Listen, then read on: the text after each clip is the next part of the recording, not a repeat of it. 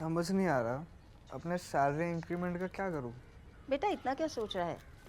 अपने mutual funds के SIP का टॉप अप करा ले। This is the right time. क्या? समझ में नहीं आया। बेटा इतना क्या सोच रहा है? अपने म्यूचुअल फंड्स का एसआईपी टॉपअप करा ले। This is the right time. अब समझा।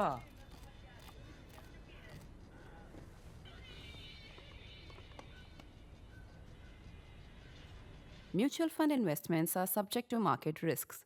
Read all scheme related documents carefully.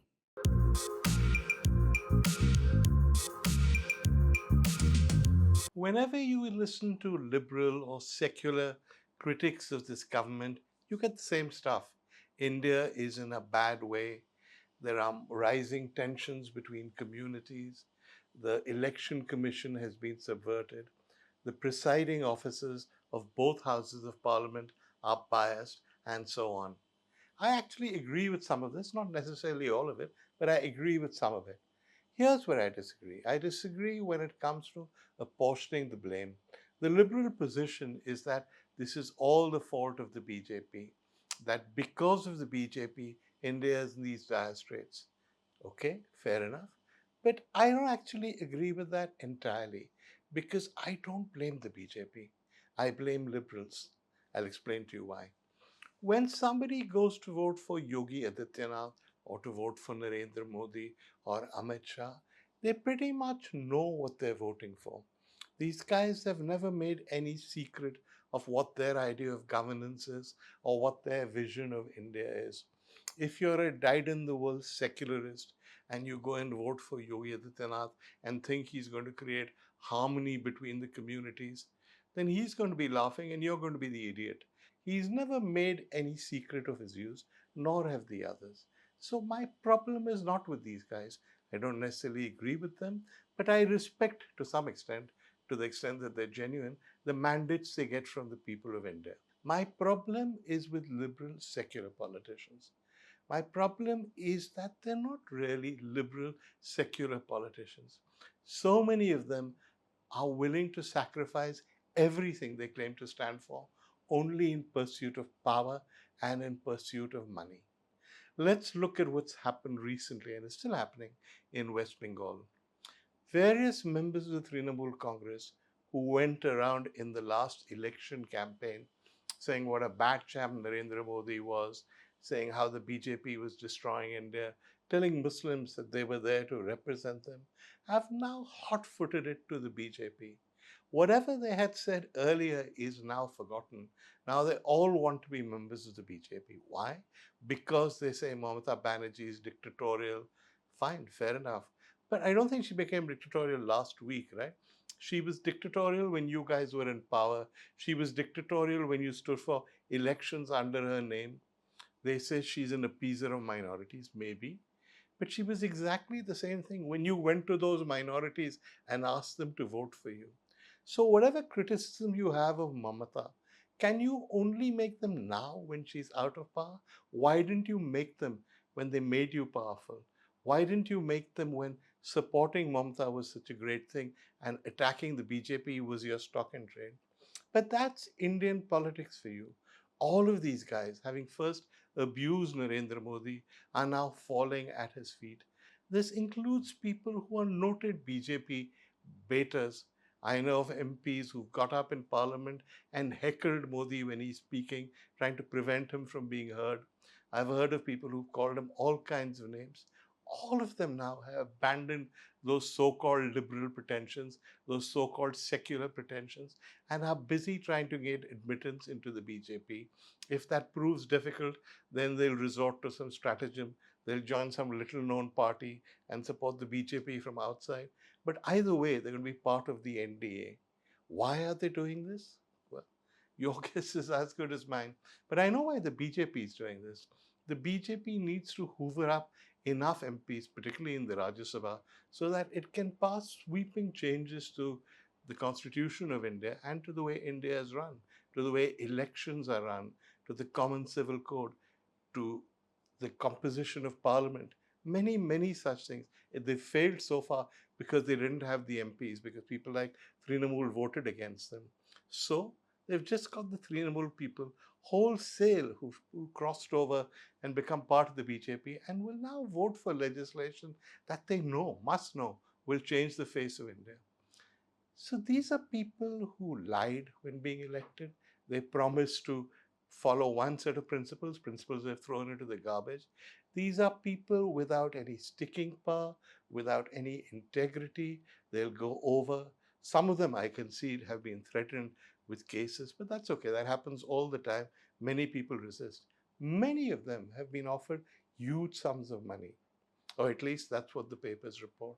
Is that surprising? Yes, I suppose it is, because these were people who swore undying loyalty and now are swearing undying loyalty not to Mamata or to any ideology, but to a suitcase full of cash.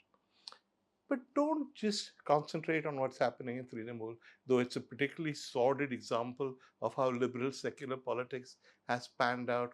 Think of the general picture. Think of the Congress. Think of other parties that promise to oppose the BJP. Consider the swearing in of the West Bengal Chief Minister a few days ago, or a couple of weeks ago actually now. When he was sworn in, there were 3 BJP Chief Ministers I counted in the audience who were actually Congress people.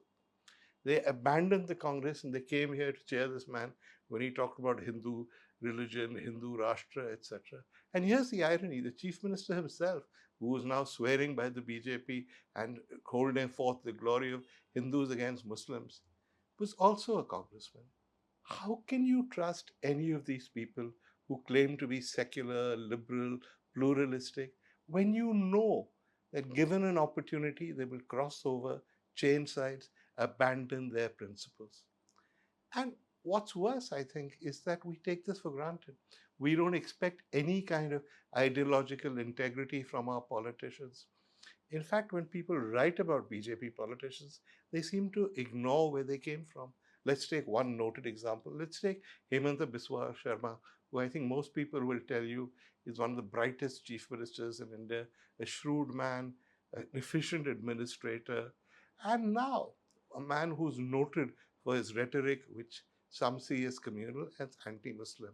There was a time 3 years, 4 years ago, when Sharma was being hailed as the new Yogi Adityanath, the Yogi Adityanath of the east of India, because he said similar things.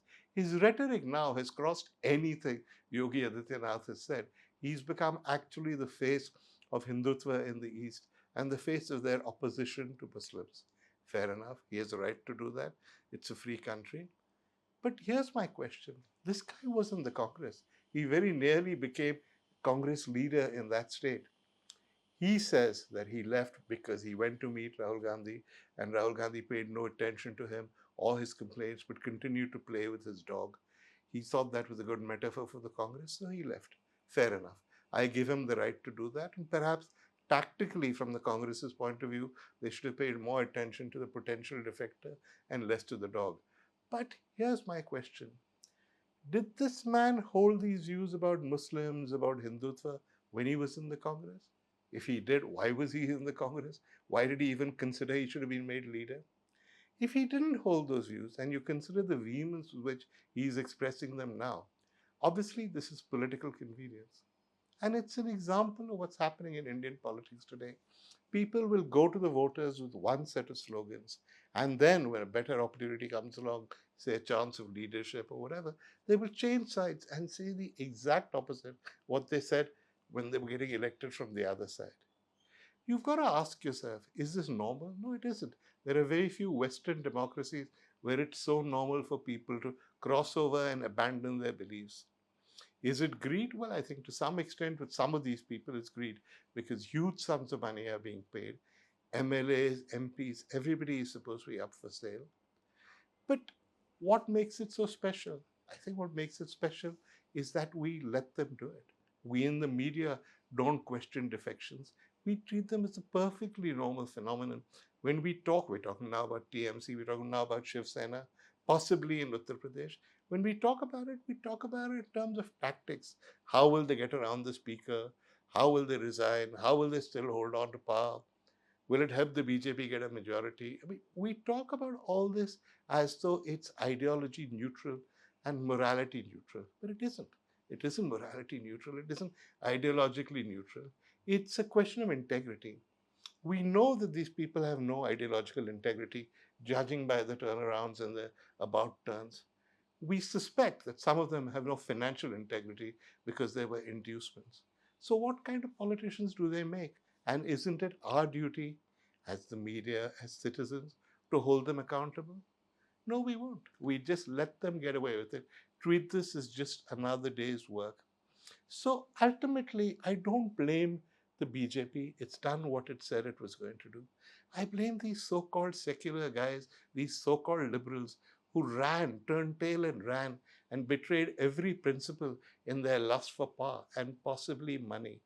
And ultimately, I don't even blame them. I blame you and me. It's we who not only keep electing these people, we don't even criticize their about turns, we don't even ask them questions about their ideology, we don't even comment editorially on whether their ideology is bogus, whether they actually hold anything sacred, whether they have any values at all, or whether they have any character at all. I think the answer to all of these questions, if you think about it, is that they have no ideology, no character, and no integrity. But hey, that's fine. The people of India don't question them. So ultimately, when democracy is in danger, don't just blame the politicians. I mean, we know what they're like. Blame ourselves. How come we, the electorate, don't ask harder questions? And also realize this, if we don't start asking hard questions, Indian democracy dies, and so does the dream of a progressive India.